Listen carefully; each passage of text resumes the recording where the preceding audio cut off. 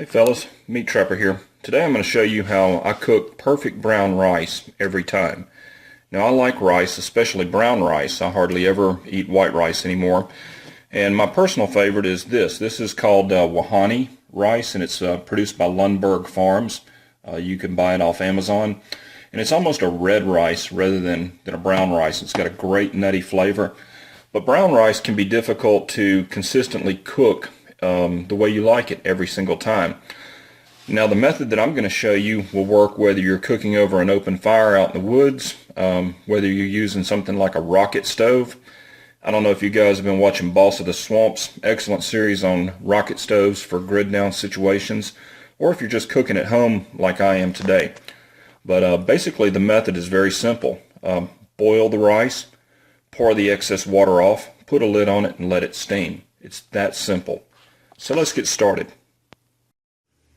Okay, the first thing you want to do is just get you a pot. Doesn't really matter what kind. Put it up, fill it up with some water. Today I'm going to cook 1 cup of rice. Now most of the time when you're cooking rice, they tell you to measure out the proportions, 2 cups of water for 1 cup of rice or something like that. This method, it doesn't matter. As long as I have enough water to where it doesn't boil off and leave me high and dry, I don't really care how much water it is. As a general rule of thumb, I want 3 or 4 cups of water for 1 cup of rice. That's going to allow me to boil this rice for 30 minutes without it going dry. I don't have to wait for the water to come to a boil or anything like that. I'm just going to put the water on the stove, pour the rice in, and that's it.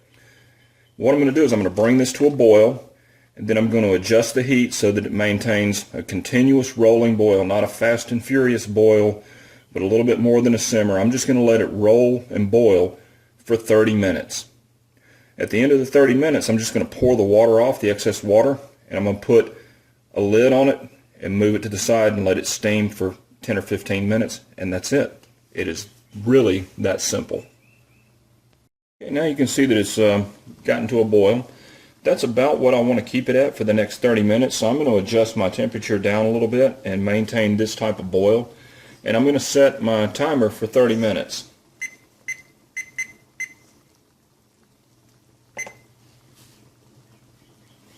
That's it. As long as I've got enough water in here to where it doesn't boil down and leave the rice high and dry, I'm good to go. This is what's actually performing the cooking of the rice. Once this is done, we'll pour the water off, put a lid on it, move it to the side, and let it steam for 10 or 15 minutes. And it's that simple. So if you were cooking over an open fire, you're just going to let this hang over your fire and boil for 30 minutes. If you're cooking on a camp stove, as long as you've got the temperature adjusted correctly, you can walk off and do whatever you want. Okay, it's been 30 minutes now.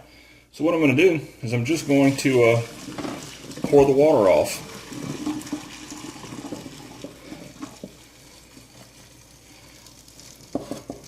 Once it gets down close, I don't want to lose the rice. I'm just going to pour all that water off. If you're out camping, if you have a strainer or a lid with a strainer, that's a good thing to have.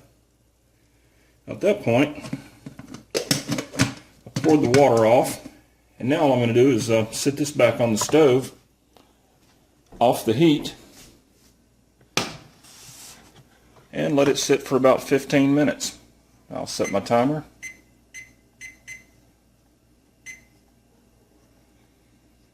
And that's it. Okay, now for the moment of truth. It's been steaming for about 15 minutes. So we're going to take the lid off.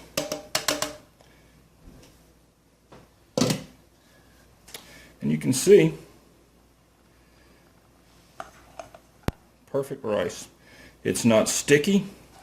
It's not clumped together.